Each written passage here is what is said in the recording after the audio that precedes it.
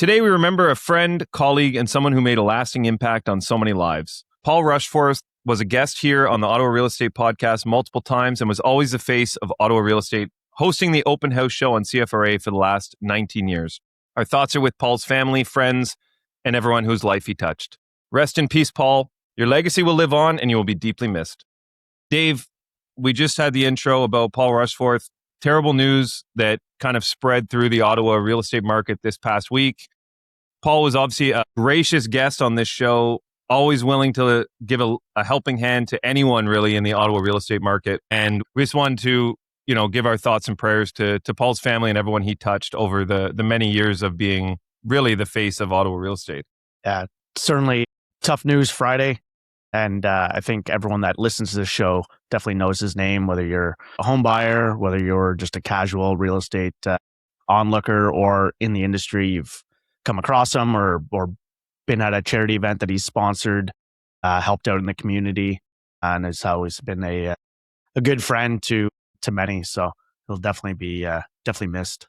Yeah, and the thing about Paul is you smile when you think about him because whenever he speaks, he was just such like a gentle giant, like he'd have a loud voice, he'd have a lot to say, but it would always be from a place of kindness, a place of consideration, and just all around, like just a fun person to be around. And I think that's what we'll miss most is just that kind of jovial approach to life and to real estate ultimately. And I think, people on his team, anyone that worked with Paul, anyone that was a friend of Paul's would understand exactly what we're saying. Is just like, he was an infectious personality to be around, and we'll definitely miss him in the Ottawa area and obviously on this show as well. Yeah, absolutely. You're listening to the Ottawa Real Estate Podcast, your go-to source for all things Canadian real estate. Welcome back to the Ottawa Real Estate Podcast. My name's Paul Stevenson. I'm joined with David Warren. We're both level 2 mortgage agents, and we are back. It is end of July, believe it or not. And David, how you doing? How's the week? All right. I'm doing all right. Yeah, it's pretty crazy. We're entering a long weekend coming up, which is crazy. The August 1st long weekend. Again, like you said, the months seem to fly by. It's pretty crazy to talk about that we're entering August and what that means of, whether, like we talked about last week with regards to the real estate market and how July has been and whether it's going to turn that corner. So yeah, it will be kind of interesting to see if that happens coming after this August long weekend. It's kind of been ebbs and flows, but what are you seeing out there? Well, I mean, one thing we know is anytime people are in large groups and chatting, they talk, real estate comes up. The market comes up. Oh, we got our house. We're doing it. Oh, how's the pool? Oh, we're installing it. It's just like, there's always people just talk about real estate. So we know that's kind of Labor Day long weekend at the end of September, end of August. After that is typically, again, kids are back to school. Everything kind of picks up again. That's kind of the catalyst that kind of pushes things forward. I think we're going to see that probably with this coming long weekend. We've seen this summer be very unique in the way that it's been positioned. We saw everything kind of delayed from the spring market, almost a month, I would say, like a full month. So we're seeing a lot of closings July and August. And September, at least on my side right now, is pretty light just because it seems like everyone kind of transacted in March, April, May, and then kind of took the summer off. Like there's still lots of conversations happening, people kind of getting into it. And even right now, like before we got on the call, I have someone who's submitting an offer. So like things are still churning, things are still moving. But it does feel like there's a bit of a lull right now, like people that are, and it's funny, the person that it was actually their realtor that messaged me saying, so-and-so, they're putting an offer on this place. We're in multiple offers. Can they basically go in at this price? I said, put a financing condition, but go for it basically. But people are out there shopping, like people are actively buying. And this home specifically was actually in Ottawa, just under 700, had a pool, had like a beautiful veranda, an ensuite in the primary bedroom, like everything like checks all the boxes for probably a large majority of people, which is why it's obviously getting this much attention. But I just find the market is very strange right now. Like CMHC just lowered its forecast for 2026. They're saying that they think home sales are going to actually decline by about 3% this year. And the national average home price is set to fall about 0.6%. So to around $675 across Canada. So I find it interesting that like it seems like the the sentiment, the confidence of the market is growing. Like people seem more confident kind of getting back out and shopping. But it seems like the rates, it seems like the conflict overseas, people have kind of become numb to it, it seems. Like people aren't as concerned about all this noise on the outside, and they're kind of getting back to, okay, like, do we need to buy now or not? Like it's more of a primal buying position versus just like speculative. You know, that's what it feels like. At least that's what I'm seeing. To your point, it's a lot of people that are needing to buy, not necessarily for the sake of it. You know, fear of missing out. You know, certainly people have become, to your point, numb to rates. The rates have been pretty sticky. You know, we've seen, you know, oil before the conflict be down and rates kind of be in that high threes. But even at that, they weren't really, you know, they were in the high threes, but there wasn't really much movement. And it took a long time to get there, and they'd been sticky there. They picked back up, and even that, you know, because with oil prices and with the bond markets, it's picked up, but it's kind of leveled out, and it's been hovering between, you know, the 5-year government bond has been, you know, hovering between the high twos, you know, the 2.95 to 3.20, 3.2 range. And it's kind of been buoying between that over the past few months with everything going on. And because of it, we've seen like the rates kind of maintaining that stickiness as far as pricing. So there hasn't been like this big fluctuation. So I think people are becoming, you know, not becoming, they have become, and there's stats out there that people have become kind of numb to where we are as an economy. You know, they become numb to tariffs. They become numb to the fact that nothing's really happening in that regard, and you know, that we're stagnant as an economy. And the unfortunate thing is that people have become numb to it. But I guess kind of the positive side of that is that people's mindsets aren't like fluctuating so much. Like they're now just like, okay, let's buy as a necessity, whether that be moving for work, whether that be, you know, a marital breakdown, whether that be a first-time home buyer that wants to get her parents' home. It's not just like that, what we saw through COVID of the fear of missing out of speculative buying, where even back then we were saying, I remember episodes during COVID when the prices were going crazy, people paying like 100,000 over ask, 150,000 over ask. We'd always talk about, well, you need to make sure that this is a price you're comfortable paying and looking forward 5 years plus, because it's might take the market to actually like catch up that long. And it's, you know, and I remember episodes back then, and this is probably going back, you know, what, maybe 100 episodes, 150 episodes, like who knows, where we were talking about that though. And I think that is coming to fruition. Like people that bought 5 years ago up for renewal, they're at the same price point from a value point, or they're lower. And it's, you know, what we talked about back then. And it's, you know, I'm not to say that we're Nostradamus or anything like that, but it is something where we would talk about like people are just kind of getting caught up in this fear of missing out and not looking at what a realistic price point should be. And I think people are being more realistic now. Yeah, I had those clients probably about 6 months ago that I spoke about on the show, where they had bought and we were coming up for renewal, and they were telling me what their home's worth and what the mortgage balance was. And I just made the assumption and said, oh, so, you know, this was an insured mortgage. Like you put less than 20% down. And they're like, oh no, we put 20% down, but the home price had come down so much that they only had about 10% equity now. So they'd actually lost 10% equity in the home over that 5-year time frame because of where they bought and where prices were at that time. Now, they weren't looking to sell, they were just renewing and so on. But if they had put 5% down, they would literally be over 100% loan to value right now. You know, and there are people in that situation. And what I find the most conflicting is that CMHC is saying that, you know, they're lowering their housing forecast. And at the same time, Bloomberg came out with this confidence index this week, basically Canadians' optimism about the broader economy. And they were saying that consumer confidence has climbed above 50, which signals essentially overall positive sentiment in the market. They're saying the percentage of Canadians expecting the economy to worsen over the 6 months has fallen to its lowest level since 2024, which isn't that long ago. And that more Canadians also say that their personal finances are improving. So like, I don't know, like when I hear these things, first of all, my first question is always like, who's doing these polls? Because like I'm 43. I've never done a poll. I've never been asked to do a poll. I don't know anyone who has.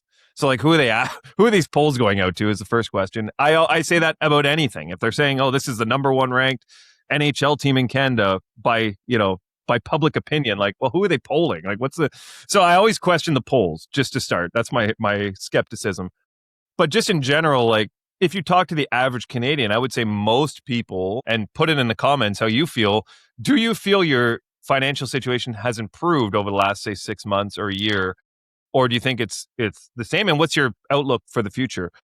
I would say personally that I would argue that the last 6 months does feel like things have lightened a bit. And we've seen that even with the CPI. And I think that's primarily just because we've seen gas prices come down a bit. So that's kind of where we see it first, right? Is at the pump. Like if gas prices are at $1.80 versus $1.50, like you just feel like your life's a little more affordable when it's $1.50. So like I think that has a lot to do with it. And we saw that last week when we were talking about those numbers, that like from an affordability standpoint, the reduction was really in oil prices. Like that's where we saw the savings. So I think in that sense, it does feel a little more affordable, surface level.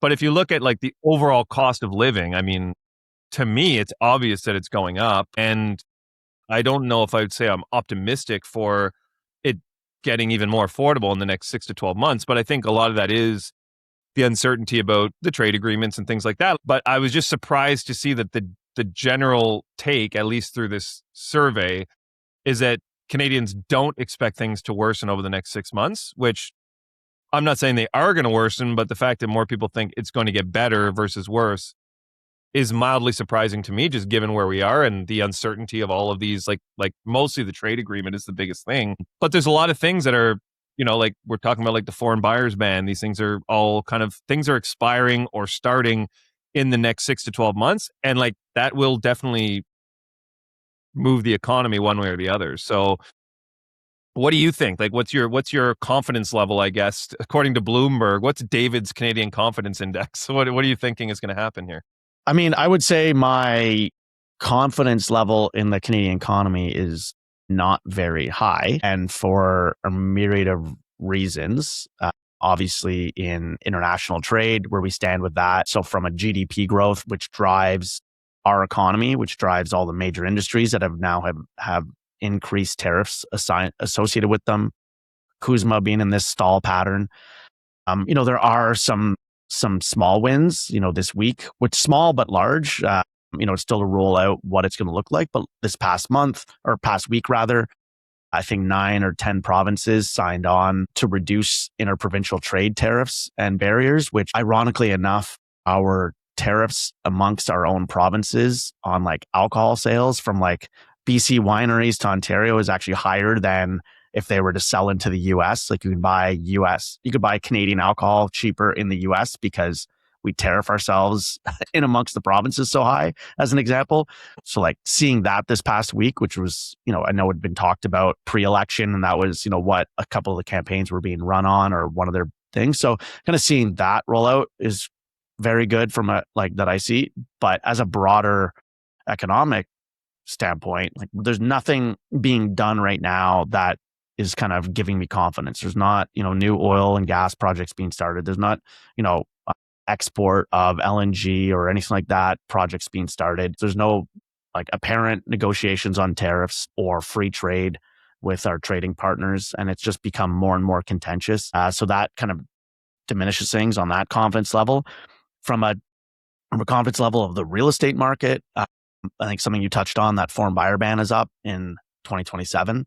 And we're still expecting over the next couple of years, still 750,000 newcomers to Canada. We still have a number of newcomers and non-residents in Canada that are on work permits or whatever it may be, that, they'll now be able to buy come 2027. I think with where we're at in the real estate market, I expect the government to let that lapse, and that will pick up because they want to help the Toronto and Vancouver markets. And so I think we'll start seeing those markets pick up, and then we'll start seeing more positive headlines in the news, which then spreads across Canada and brings positive, like optimism up in the real estate market because there's more positive news headlines. Unfortunately, that's just kind of how things go. But so I'm a mixed bag, I guess, is where I stand.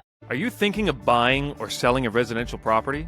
Relationships are at the heart of every real estate transaction at Guertin, Poirier, Avocates lawyers. We love to bring residential buyers, sellers, agents, lenders, mortgage brokers, and the law together to close the deal for you for an effortless client experience that opens doors.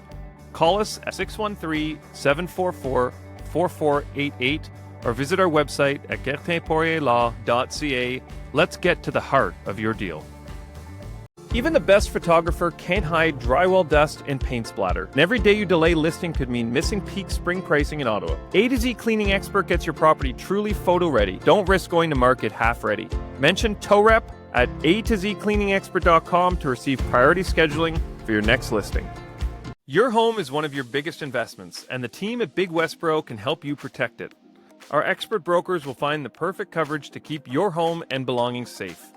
Call 613-239-5792 or visit thebig.ca/Westboro for a free quote. Think big, protect what matters most. Yeah, and I've actually had multiple people this week, which is not that common, ask about, like, they're here on work permits and asking about buying homes. Like, they're not actually permanent residents yet or citizens, but they have a work permit and they're in the process of applying for their permanent residency. Mm-hmm. And they were asking me specifically about the non-resident speculation tax, that 25%, and pretty much how it applies to them, which, you know, I had to kind of refresh my memory because we know about the foreign buyers ban, but in this case, they're here on work permits and are in the process of getting permanent residency. So it falls into kind of a different category. But I just thought it was interesting that this all kind of happens at once. So obviously this is on people's minds, and the foreign buyer ban coming off, I think it's January of 2027. So within 6 months, I think is also going to change the whole dynamic of the real estate market in Canada. But to your point, Dave, like, it just seems like, I think it's good that there's more information out there. Like to your point about the cross-province taxation, like, that is something that probably 95% of Canadians weren't aware was happening. Like, yes, it was, like you said, it was talking points, but I think now with being brought to light and people discussing it, it's good. Like, people need to be informed so that they can put the pressure on the leadership to actually make the changes that are going to benefit Canadians. Like, if you don't know anything about these things, like, nobody's going to put pressure on these provinces to stop taxing for goods that we need, you know? So I think the more information people have, the better decisions, the more informed decisions they can make. I mean, this is what we do every day, is we literally advise clients on things that they're unaware of in the mortgage market so that they can make informed decisions. It should be this exact same thing for our governments. Like, the general public should be as informed as possible so that when we're making the decisions that are going to benefit all Canadians, we can basically put the pressure on the right people to do those things. But if you don't know the barriers and the roadblocks that are in place, like, we talk about the red tape with development charges and things like that, and lo and behold, they're removing them, you know, and now things are improving. I'm not saying we put the pressure on them, but as people become more informed and understand these things, the people that are in the positions to put pressure on the decision makers can do so that these changes occur, you know? So the more informed that Canadians are about these things, I think, is better, because it just allows for more informed conversations and ultimately better decisions to be made at the highest levels. And driving real change that affects you in your daily life. People don't think, like, you know, they just are focused on making ends meet, but some of these changes reduce, like, costs at the pump or costs at the store that are direct savings in their pocket. But to your point about being informed, it was kind of interesting that there was a survey that came out this past week that 38% of Canadians used a mortgage broker in 2026, which was a 6% increase from last year.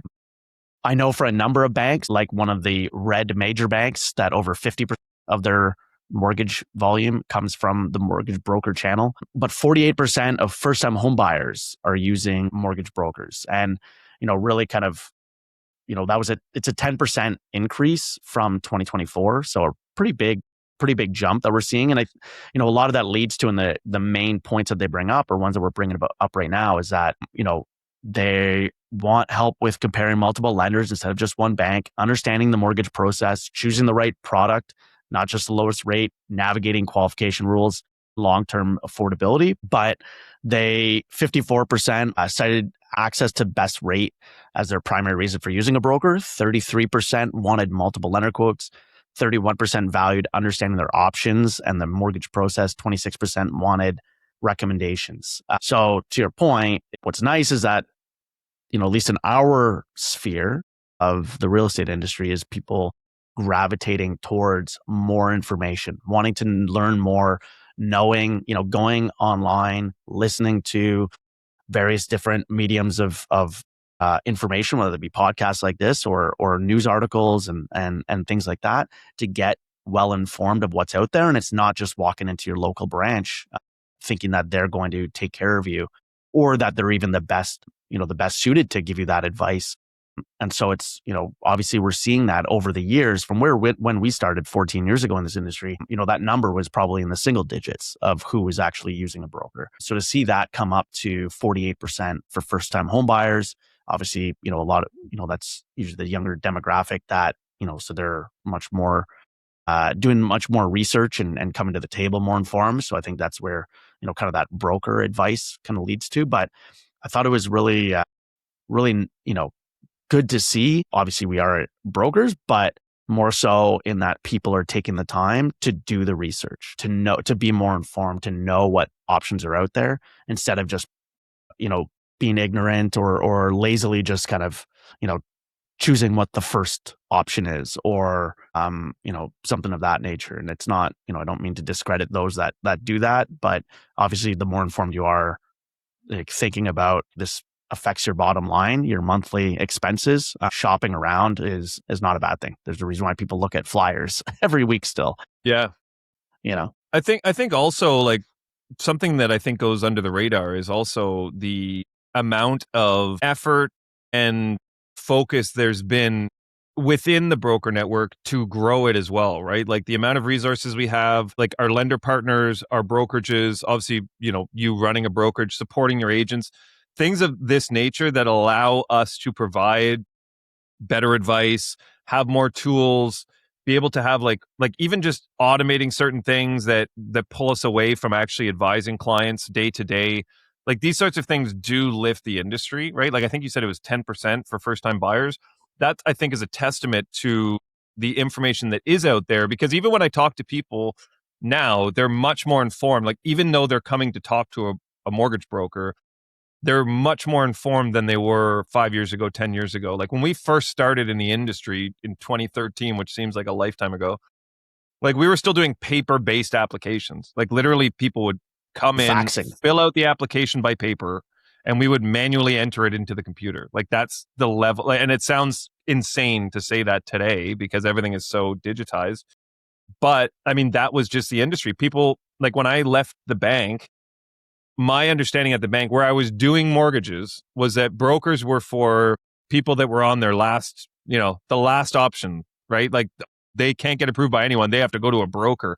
Now I think that public opinion has really shifted, and that's through education. And like even when we first got into the industry, we were explaining to certain realtors what a mortgage broker does because they just always, they had their bank guy or they had their they had their person that they worked with. And you might have the odd realtor that worked with a broker, but because their client had, multi-units or they had some crazy unique financing that they needed. Now, I think people start with a broker, and if the broker can't get them what they need, maybe they'll go talk to the bank. Like it seems like that mindset has shifted where people think, well, obviously I'm going to speak to a specialist in something versus someone who is a generalist. Like when I worked at the bank, I was definitely a generalist in mortgages because I was also doing lines of credit and credit cards and everything and mutual funds. Like I was doing a whole bunch of different things. Now I know the banks have siloed mortgages into now they have specialists in those spaces, but you're still a specialist with one tool. You might be a great woodworker, but you're not building a house with just wood. Like you need to have framing. I guess that's wood, but you need to have roofing and electrical and plumbing. Like you need all the other pieces in there so that you can, have a finished product. So I think as a broker, you're getting like a specialist and someone who has access to all of the tools and can really look at what your specific project is and pull out the right tool for that project, right? To use a very choppy analogy. But I think that just the industry has shifted. And I guess my whole point of this rant is to just say that I think our industry has done a really good job as mortgage brokers to kind of elevate the understanding of what we do so that we're not seen as the last resort. We're seen as the first option, right? Because you're getting a true view of what's available to you, not we're on our last legs, we need a Hail Mary. No, like we can run every play in the playbook. And if we need a Hail Mary, we'll pull it out at the end of the game. But ultimately, like there's better options, Lots of analogies there, Dave. Yeah. Yeah, so many. Sports, home building. I was definitely getting lost there for a second. So we're throwing Hail Marys through the plumbing section. What's happening? Like, a little gloss over my eyes there for a second. Yeah. You get it. You threw me in a blender, the old mind blender. Yeah. On that note, should we slide into some mood boosts? Yeah. I got 3 really good ones today. I think you're gonna like them. They're coming in hot, Dave. Here we go. I got 3. Number 1, who won the neck decorating contest? No one. It was a tie. Number 2, yesterday the doctor told me I was colorblind. The diagnosis came out of the purple. And last but not least, I recently took a poll and found that 100% of people in the tent were angry when it collapsed. I don't know if these were definitely not coming in hot. Wow. Corny. Wow. Even on the second one, like my delay in my wow was like basically a full it was like a minute later. Because I was just like, what is happening? So amazed at how funny it was. Yeah, I get it. It happens to the best of us. Thank you, everyone, for tuning in to the Ottawa Real Estate Podcast. New shows out every Wednesday at 10 a.m. Be sure to follow us on all of our socials. David, have a great week. We'll see you next time. Deuces.